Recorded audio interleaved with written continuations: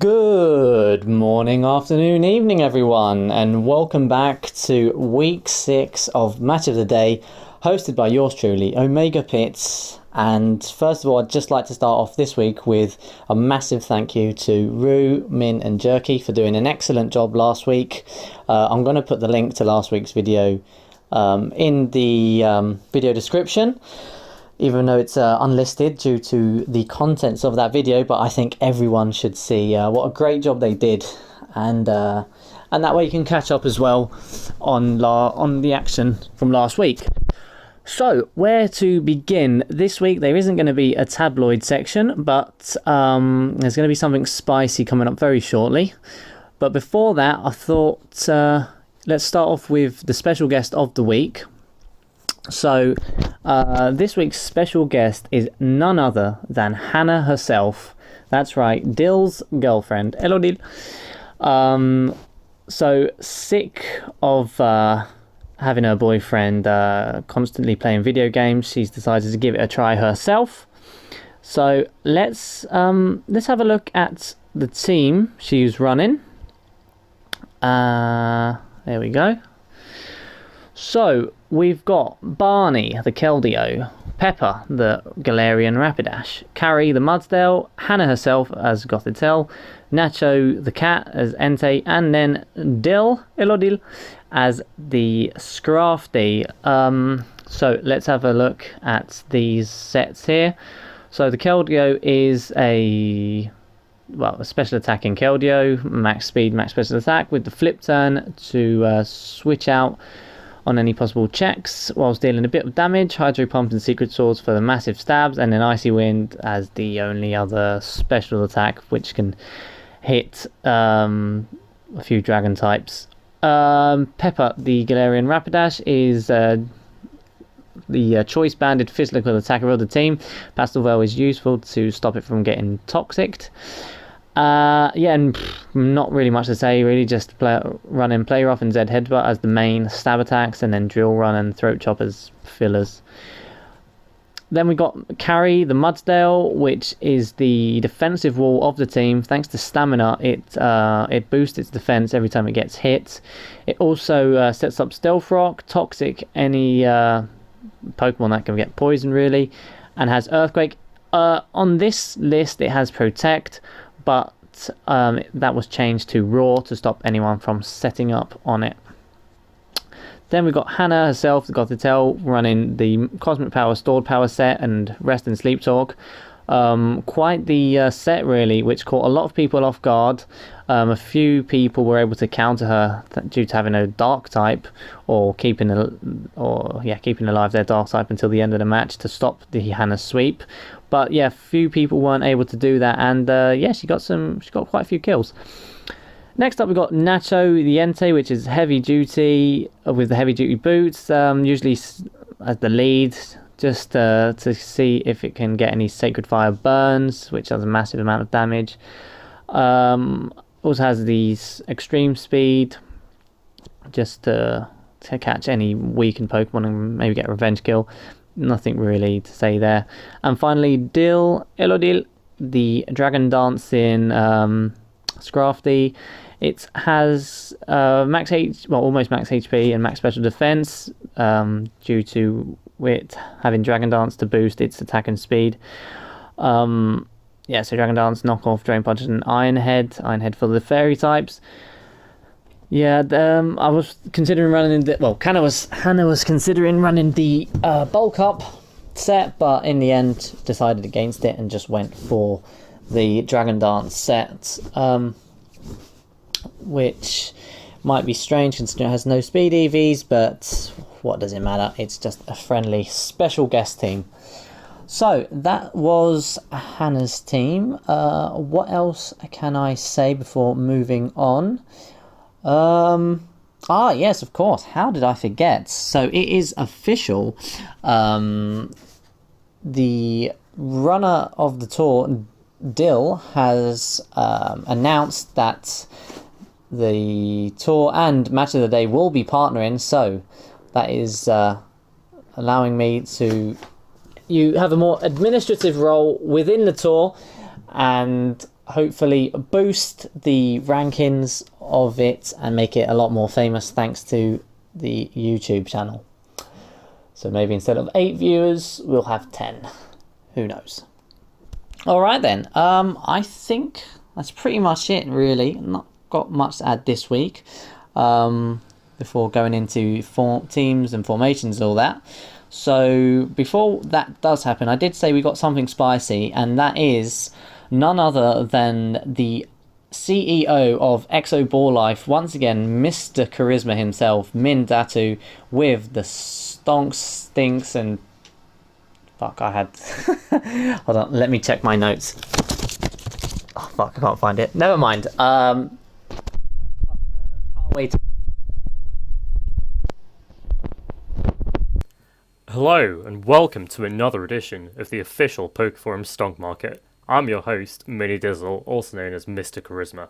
Listen, times are rough out there. Economies are crashing, the world's falling apart, but there is one constant, and that is your precious, invaluable Hoyle coin.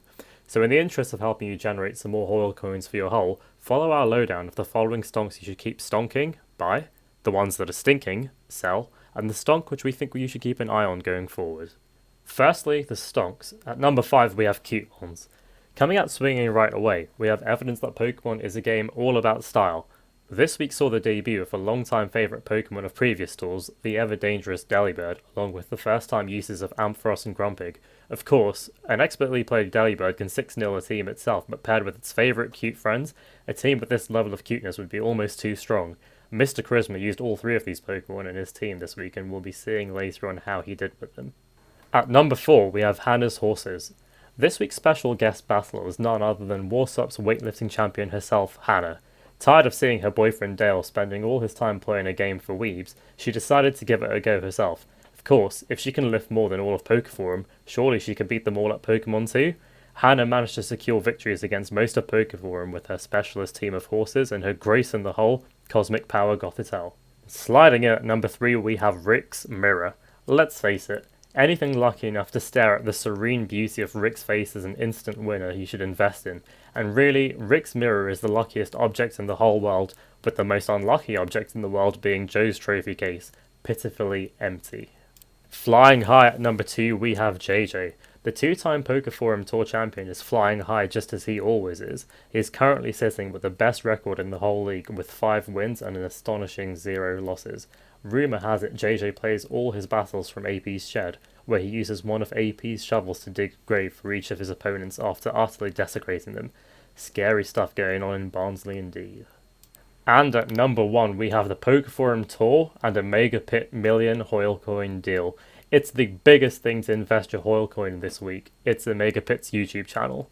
Breaking news broke earlier this week of a blockbuster million Hoyle coin agreement between the Pokeforum Tour and OmegaPit Productions, a deal aimed to deliver the tour to the billions of people worldwide. However, some have been questioning how smart a deal this is, with OmegaPit's YouTube channel only having 8 subscribers. And moving on quickly to the stinks portion of today's segment, at number 5 we have allegations of counter-teaming. Bar none, the biggest scandal this week was the shocking allegations of Mini Dizzle counter-teaming Joe with his team of Delibird, Ampharos and Grumpig. Joe alleges that Min feared his Mega Diancie so much that he stuck Hidden Power Steel on his Azelf to cut through Joe's Mega Diancie like the, sorry, just checking my notes, like the, KFC bollard cutting through Jerk's car. Joe said that the rest of Min's squad of trash tier Pokemon was specifically designed to decimate Joe's team. Min's only defense in response was a snide remark about how he didn't need to counter team Joe and how he's managed to 6-0 Joe in previous tours 5 times with 5 different Pokemon. Sounds a bit far-fetched really. Number 4 on this week's Stinks list is the KFC Bollard Pack. The biggest ambassador of the KFC Bollard Pack, Jerky, has collected every available Pokemon from the pack. However, he currently sits with 0 wins in the tour and 5 losses. Jerky has single-handedly managed to tank the stonk value of the KFC Bollard Pack, and I would not be surprised if it never bought again. Bumbling into number 3 of this week's Stinks is Matthew Allen Aaron Hoyle himself. This one is just so humiliating it's painful. Hoyle made public complaints against the Delibird Delivery Services LLC for late delivery of his booster packs for the week, despite putting in his order late. He cried and cried and cried that the delay meant he could not continue to craft his perfect team. When Hoyle finally got his packs delivered, this new team of his went down like a wet fart, as Hoyle lost both his fixture battle of the week and his battle against special guest Hannah. Guess he should have just kept quiet, huh? Coming at number 2 is Luke being chased out of Matlock. It appears that the town of Matlock in Derbyshire, South Uganda, had enough of Luke's data mining ways finally, as an angry mob chased him out of town on Saturday morning. Luke was forced to seek refuge in a weed house, where he promptly told his new flatmate to smoke outside, or he would data mine her parents' bank account and rob them blind. Luke has quickly made himself into public enemy number 1, and it won't be long until the red-hot fire poker is impaled into his vegan asshole, with no shortage of people who hate him. And coming in at number 1 this week on this week's list of stinks is the Friend Zone Again booster pack. Last edition of this feature, we highlighted how the stonk of this booster pack was one to watch. However, this pack has gone downhill quicker than Joe's relationships when his girlfriends turned 16 years old. Nobody is buying this pack, and quite frankly, I have absolutely no clue why. And finally, with an eye towards the future, this is today's watch list for the stonks that you should keep an eye on going forward. Number 1, we have Declan's art. Tour participant Declan is single-handedly leading the art renaissance of Pokeforum with its amazing abstract, postmodern depictions of the original 151 Pokemon. Is this the rise of a new Picasso? And at number 2, we have the Pokeforum Fall Guys esports scene. A new, burgeoning esport is on the competitive landscape, with many of the tour's participants turning their talents to Fall Guys. And yes, they are all as trash at Fall Guys as they are at Pokemon. And that is it for today. I've been Mr. Charisma, and thank you so much for listening, and mashallah to you all. Please try to enjoy the rest of this Match of the Day broadcast. Please try. Oh, of course.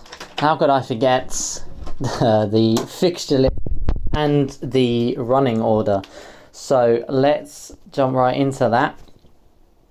The fixture list of week 6 was, first of all, the spiciest, juiciest battle with Joe vs Min. Then we have Louis vs Jerky, Luke vs Declan, and Rick vs Hoyle. Now, as you know, that's the fixture list of the week, but that's not the running order. The running order of the week is, first of all, Rick vs Hoyle. Then we have Louis vs Jerky, Luke vs Declan, and then the final match, the bonanza, the meat slapper, Joe versus Min. Okay, so we've seen the fixtures, the running order. Let's get into those juicy lineups and matches. Okay then, like I said, first match of the round is Rick versus Hoyle. So let's jump right into Rick's formation. And Rick this week has gone with a very balanced Declan style 2-2-2 formation. He's got Toxapex and a Swampert as his back 2, holding the fort. Then in the middle he's got the defensive Crobat, which is more for support, linking the defenders with the attackers, taking hits, being switched in, switched out, just in general being a nuisance. Then we have Rotom Heat doing more or less the same job. He's more of a defensive, so we'll say Crobat's more of a defensive playmaker, and Rotom Heat is more of a out-and-out defensive midfielder. He'll be hanging back whilst Crobat links up with the attackers. Finally, we've got his 2 poachers, his 2 out-and-out attackers, which we're all familiar with right now because he's not switched them out since the first round, I believe. And that's Swellow and Dragapult. Swellow with the burner orb, going to use its guts boosted attacks, and then Dragapult, which in general is just extremely fast, extremely strong, and it's going to put lots of dents in most teams. So Rick started off strong but has kind of tailed off a little bit. Just the 1 win so far, 3 losses, so it will hopefully be looking to balance that out today against Hoyle. So let's move on to Hoyle's lineup. And so Hoyle, who's been doing exceptionally well, he's got a 50-50 win rate. That's 2 wins and 2 losses. And yeah, this is his lineup this week. The formation is a 2-1-3, which I forgot to write in the formation part, but never mind. That's what happens when you do things in a rush. Zapdos and Togekiss as the defensive core. They'll be taking most hits, one more so for physical, the other for special. And they'll be backed up by Swampert, who's the box-to-box midfielder. He'll be running back to defend, but because... I'm not going to say anything, but yeah, he'll also be looking to get forward and attack as well. So, yeah. And finally, gone with a very offensive 3 attackers with Copperajah, Serperior and Alola Marowak as the front 3. Serperior, the newcomer, I believe, unless he used it last week, going to use that contrary ability and spam Leaf Storm whilst boosting its special attack. So, yeah, it looks to be a very spicy match, this one. Let's see if Hoyle can boost that win rate he's got, or whether he'll succumb to Rick. Okay, so you've seen the lineups. Let's jump right into the battle. Unlike other weeks, this week I'm going into the battles completely blind, just like Hoyle. So I don't know what the end result is. I don't know if it's a 6-0, 5-0, 4-0. I know some of the winners, but not off heart. So basically, I'm going into the battles blind. I have no idea what happened really. So that said, let's start off with the Rick vs Hoyle match and see who he leads with. So Rick leading with Dragapult, starting strong. Always going to have to switch out to Togekiss, who takes the Shadow Ball well, but yeah, he's going to take the second one, but go for a substitute for some reason, maybe thinking Rick was going to switch out, but that's no issue for Rick, who's just going to finish it off. Hall then switches in his Swampert, which Mega evolves into Mega Swampert, goes for the Ice Punch, and that does a nice big chunk of damage to the Crobat, but the Crobat takes it well. It definitely shows that it's a more defensive Crobat. Rick goes to his famous Swampert and forces... Well, Hoyle switches out, goes to Serperior. Serperior is going to set up a sub and potentially start going for a sweep.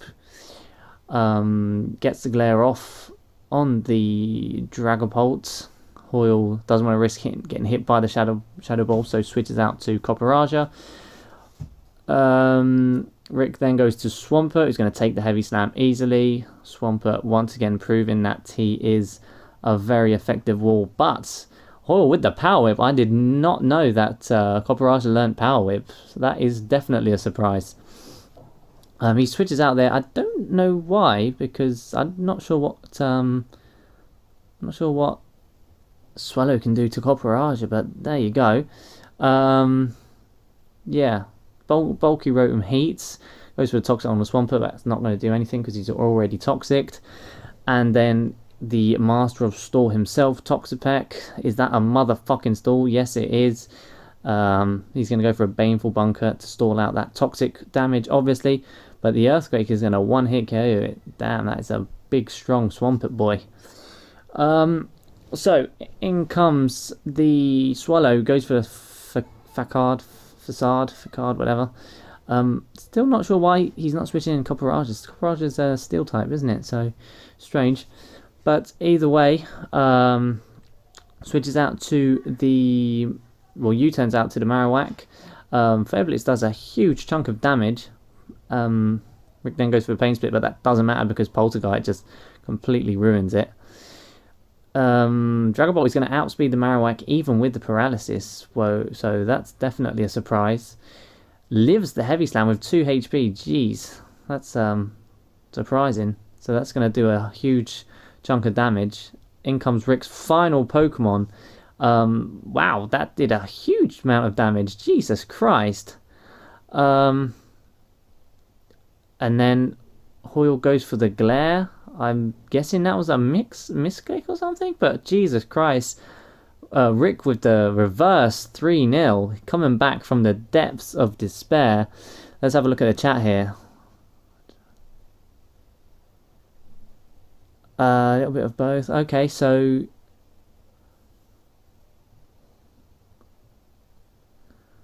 but did he was the Dragapult no, Superior faster? Where is it? Where is that? Yeah, so Superior was faster. He could have stalled on the substitute, but if not, Leaf Storm, I suppose. But there you go. Rick somehow bringing that back from the depths of despair itself, and secures the 1-0 win. So good game, Rick. Let's move on to the next match. Okay, so next up we've got Louis versus Jerky. So we're going to start off with the home team lineup. That's Louis. Louis, like I said before, no wins as of yet. He was unfortunate that time against Rue when he got his Vaporeon frozen. So let's see if he can make up today. As usual, gone for a more defensive lineup with 3-1-1-1. He's got the back three of Ferrothorn, Alolan Muck and Vaporeon, which he's been sticking with for the past few weeks now. Then Gliscor as the defensive midfielder. He'll be running back to help the defenders and also link up with the attackers. And then we've got Clefable as the attacking midfielder, abusing the Life Orb and its access to a range of special attacks. And then as the false 9, we've got Flygon, who, like I've said before, isn't really an out-and-out striker, but he's more someone who's going to be switched in, deal some damage, and switch back out to the defenders. So that's Louis' lineup. Let's have a look at Jerky's. So, definitely moving away from his previous styles, at least when I was recording, which was light screens and then hoof it up to the big boys. He's now running a lead Shuckle, which uses Sticky Web to slow down his opponents and sets up Stealth Rock as well, which helps deal, passive damage. So he's not really a defender per se. That's why I've put 0 defenders and a 0-2-4, because it's more of a defensive support kind of Pokemon. Next up, we've got Heatran, who we've seen before. Heatran's sitting in the middle next to him as the defensive playmaker. He'll be linking up with the 4 attackers. We've got 2 newcomers, I believe, at least from what I've seen, in Scizor and Victini, seen as the big boy Melmetal, the Akinfenwa of Pokemon. He's been in Jerky's lineup for a good few weeks now, and so has Magearna.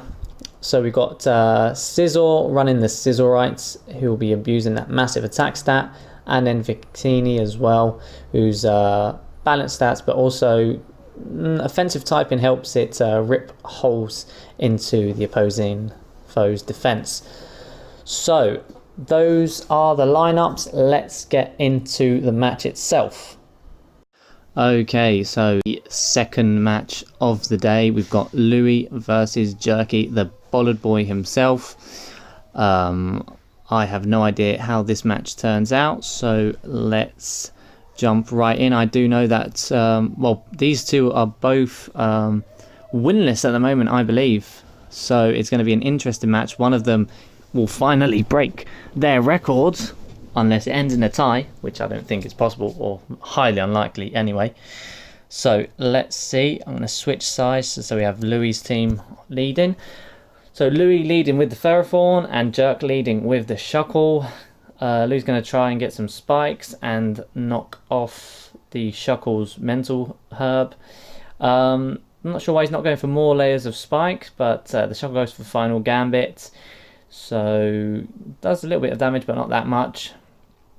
And Jerky switches in the Sizzle, Mega Evolves that, does a nice chunk of damage, and Louis knocks off the Heatran's balloon. Not that that matters anyway. So Jerky with a lot of entry hazards at the moment. He's got the Spider Web and the Stealth Rock. Let's see what he can do. He explodes on the Vaporeon. Why would you do that? Surely you could have just switched into something else, but Okay, I don't know. Either way, he switches in the Scizor. That survives a U-turn, and now Vaporeon has a free Wish recover. So there you go. It's currently 6-4 at the moment, and the Melmetal with the double Iron Bash, which does a huge amount of damage. Oh, Louis roosting and surviving the Ice Punch. I did not see that coming. I thought that was going to be I thought it was a misplay on his part because the double Iron Bash would have killed him. I'm not sure why he's not attacking. I'm not really sure what that interaction was generally, but okay. I guess he's going to try and go for the Iron Barb's damage, but there you go. So yeah, switches back into the Vaporeon, goes for the Protect. Not sure what the game plan is here. Jerky goes for the double Iron Bash. Is he trying to PP stall him or something? I have no idea. Double Iron Bash once again. That Wish comes into effect and he recovers. Jerk's had enough of that. Gonna switch out. Not before Louis forces him to switch with a Roar. And slowly racking up the spikes damage, and yeah, goes for the Scald. That does a nice chunk of damage on the Scissor. Goes for Scald again on the Magearna. No burn so far. So yeah, Jerky going for the Shift Gear. Not that that's worth any because Louis just roaring him away. So Louis definitely in control so far. Just controlling the tempo, forcing Jerky to switch out, and yeah, successfully takes down the Victini. So it's currently 5-3. Brings in the Scizor. That's going to take down the Vaporeon. Finally, the Vaporeon that was causing a hell of a lot of trouble for Jerky.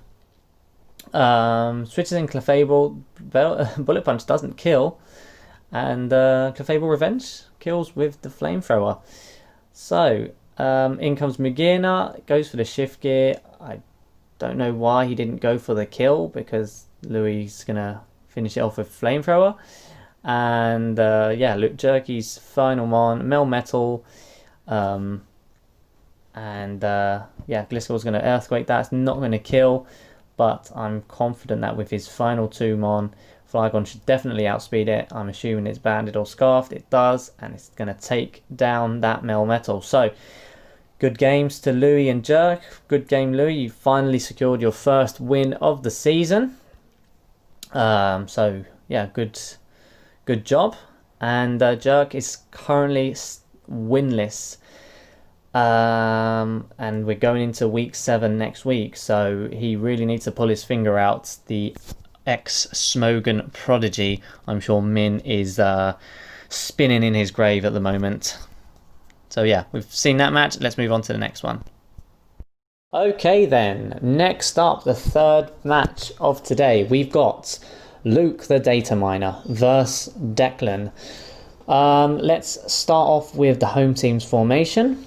And oh my god, what the fuck is that? Is that a motherfucking stall team he's running? Hold up. That cannot be true. My eyes cannot be seeing this degenerate filth. But alas, it's true. In fact, I was given a note from Luke regarding his lineup. So he's said to me, and I quote, "Well, it all started when I asked myself, how can I make a team full of poachers? Then I remembered when I 6-0'd you, prick, and thought maybe I should take the game serious. So the whole point behind my team versus Declan was to create counters to my own mon so that his Ditto couldn't easily sweep. So there you go. He's data mining Declan's team, preparing for any potential outcome. And he said here, Assault Vest Mark covered a potential Porygon Z sweep. Weezing covered a potential Crocodile sweep. Rotom and Jellicent were a defensive quarter force switches and had speed control. And Crocodile was supposed to trap Mew and Gardevoir, but it failed. And PZ was the poacher. The end. What I'm seeing, though, is basically a motherfucking stall team, which is degenerate, and I don't want to see that in my tour. But what can I say, really? Nothing more to add. to that, as you can see, the back four there, with the Krookodile and Poryz up front. Okay, moving on to Declan's lineup now. Declan's moving away from his balanced 2-2-2 and gone for a very offensive 1-2-3. So he's just got the sole defender in Ferrothorn, and in the middle he's got Lopunny, who is the defensive playmaker. And then next to him we've got Gardevoir, who is the box-to-box midfielder, who will be both defending and attacking, followed by the front three, the famous Ditto, who will be poaching any stat boosts and abusing that, along with Mew, who is running a nasty plot set today, so he's definitely more of the offensive variety, and then Dragonite, who was probably running the Dragon Dance set. I don't know actually. Spoilers, it didn't do that much, so I don't know what it was running. But there you go. Take that as you will. That is Declan's formation. Once again, Declan with the solid 2 wins, 2 losses. Luke with just the 1 loss so far, and that was against Min. So this is going to be an interesting match. And let's get right into it. So the next match is the data miner himself versus the Scottish Papa, Declan. We've seen how prepared Luke came into this match. He had spreadsheets made up, stats, damage calculators, everything you can think of. He had that loaded up and ready to hold on. Let me consult my notes. To consult any possible outcome. He was ready for it to counterplay Declan. So let's jump into the match and see what happens. Dex leading with the big Sugarmon himself, Big K.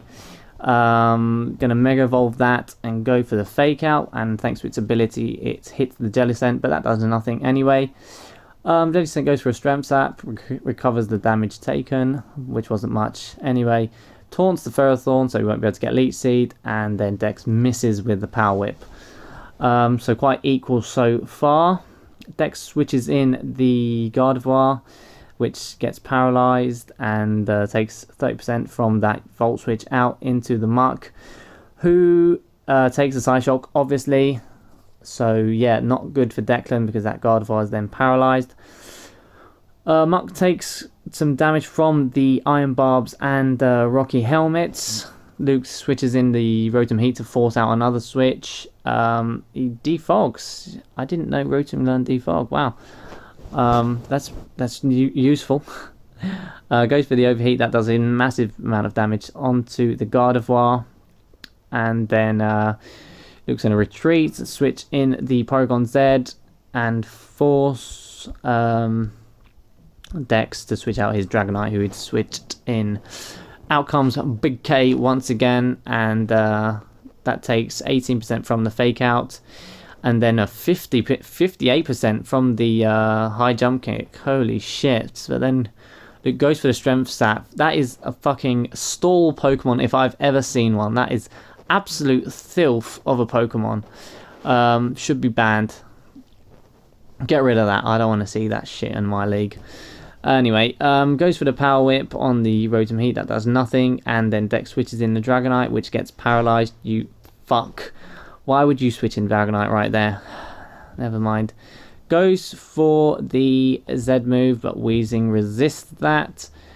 RIP indeed. And then the Weezing goes for Flamethrower. Takes out the Ferrothorn. This is not good. Declan, you need to sort your shit out. You've been an excellent battler so far this league. You can't let Luke data mine you like this. Excellent. Aura Sphere one-shots the what do you call it, Krookodile. Not going to do enough to the Muck.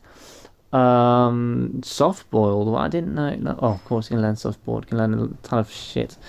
Anyway, sends in the D-Knight. That's going to take the Poison Jab. And Luke switches in the Weezing Gallop in response, expecting a Dragon move. That's not going to work.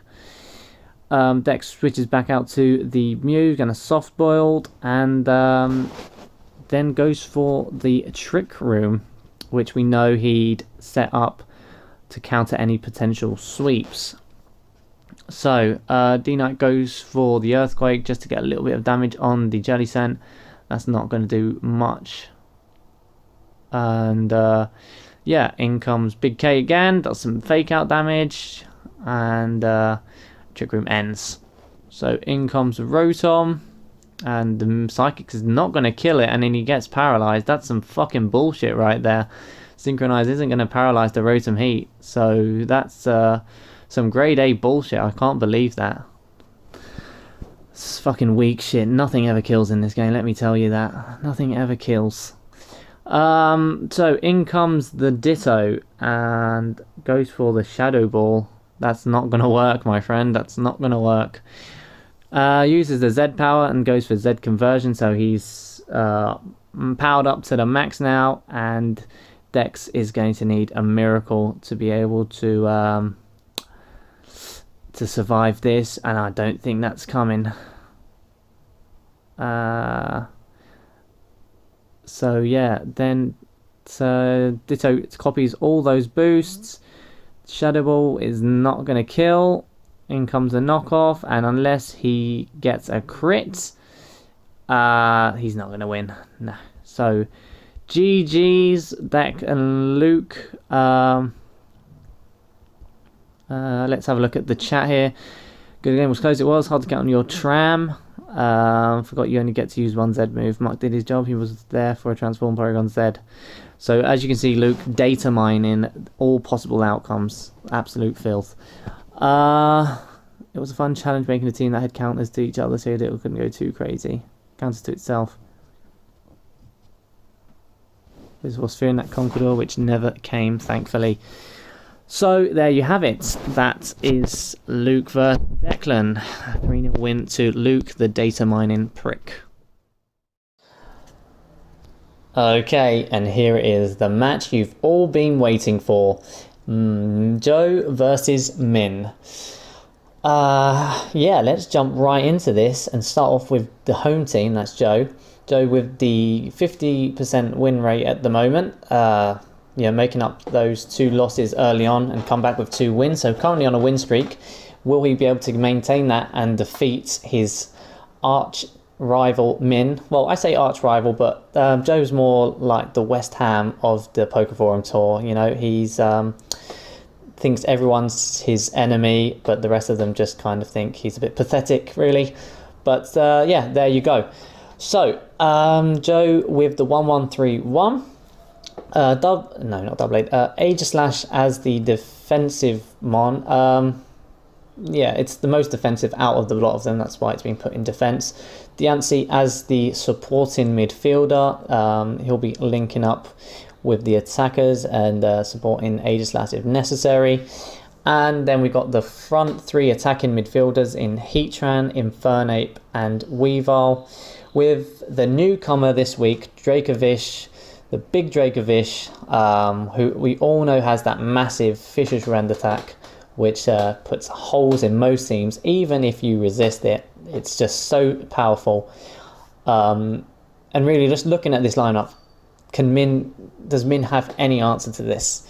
So there you have it. That's Joe's lineup. Let's move on now to Min's. So Min with that amazing 4 games, 4 wins, 0 losses. Gone with the amazingly offensive 0-4-2 once again. As we all know, Min is, he's not one to play defensively or balanced. He's just all-out attack. And as you can see here, the Ampharos is so cute. Its cuteness is breaking the boundaries of the field. So, Min did leave me some notes as well regarding his lineup. And let's have a look now, see if I can find that. So he says, can I give you an explanation for my team for match of the day? Let's have a look. So Ludi and his elf player Poacher up front. Plan is for his elf to suicide lead and get Stealth Rock up by all means with Psychic Explode, HP Steel, and then you got Specs Tapu Koko, gives wall breaking power and U-turn Volt Switch with Electric Tearing to bring in anything else. Flyginium Z Delibird is there for revenge kills, and a flying type nuke for bulky grass types that stop Mega Amphi. Colberberry Lure Grumpig survives a hit from things like Mega Tyranitar and one hit KO with Focus Blast, so it can wall Mega Amphi.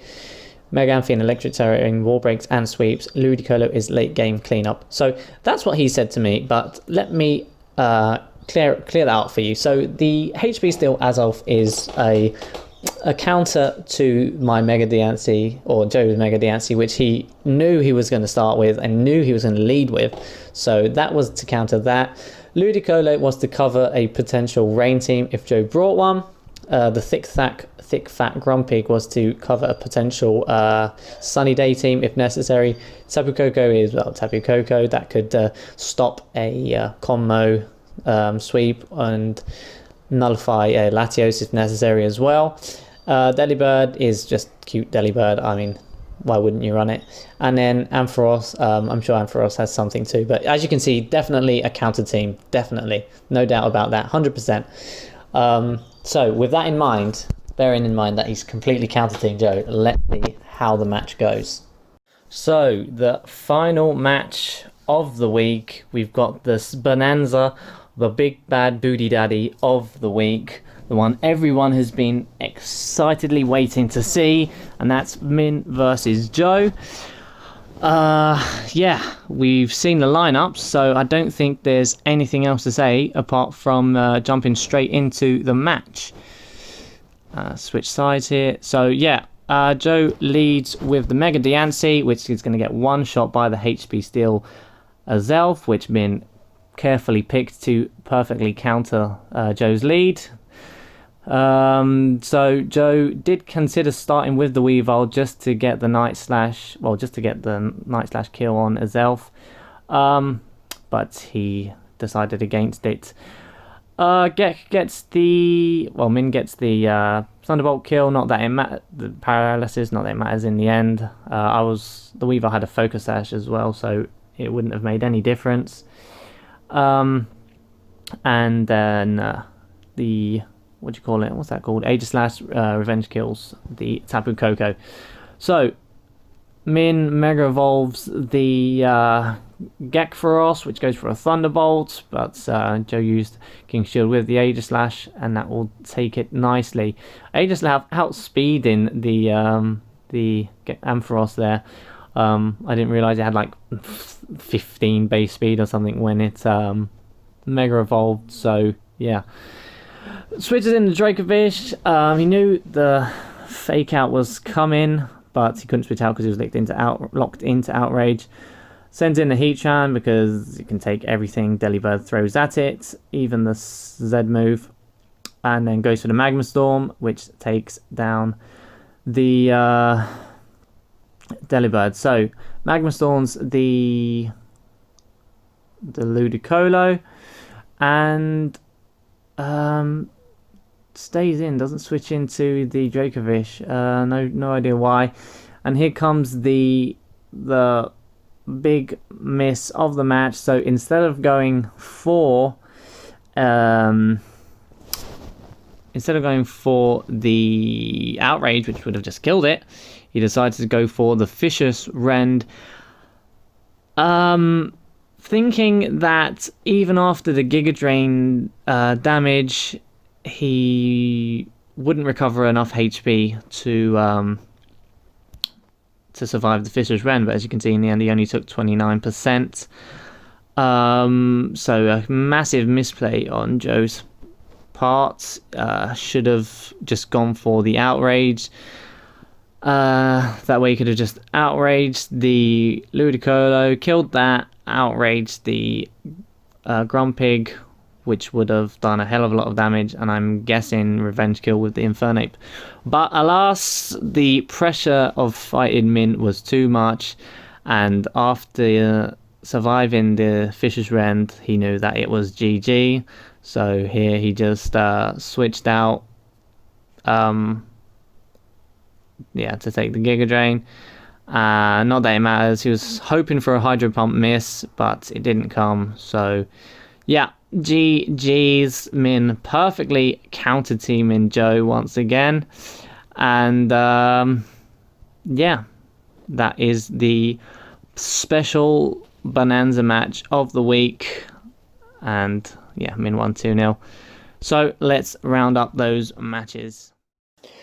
And there you have it. Those were this week's highlights.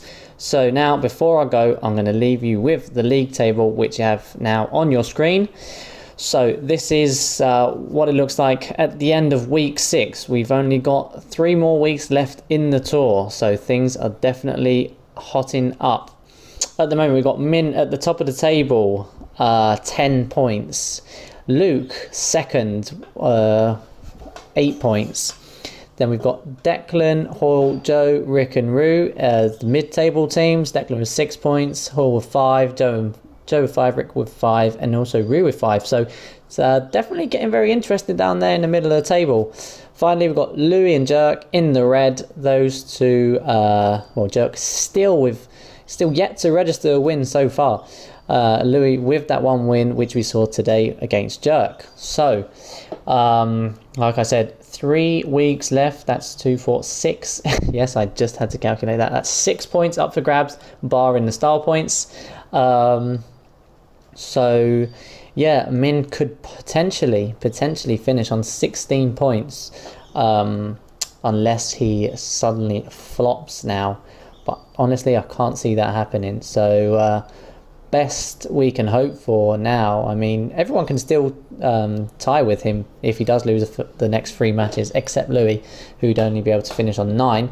But the rest of us still up there, could still potentially overtake him on points. So who knows? Who knows indeed? And that's that. I'm going to leave you now with the results of the week, along with Hannah's results too. So I'm OmegaPit. You've just watched Match of the Day, and I'll see you all next week. Goodbye.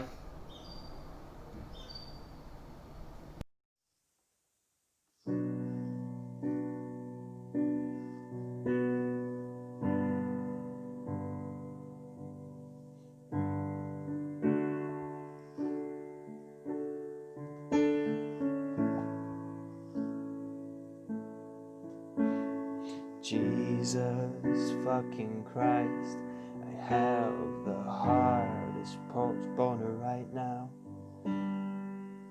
Some little fitty in the train station, scrubbed top with 6-pack abs, no bra and her nipples are poking through her white top.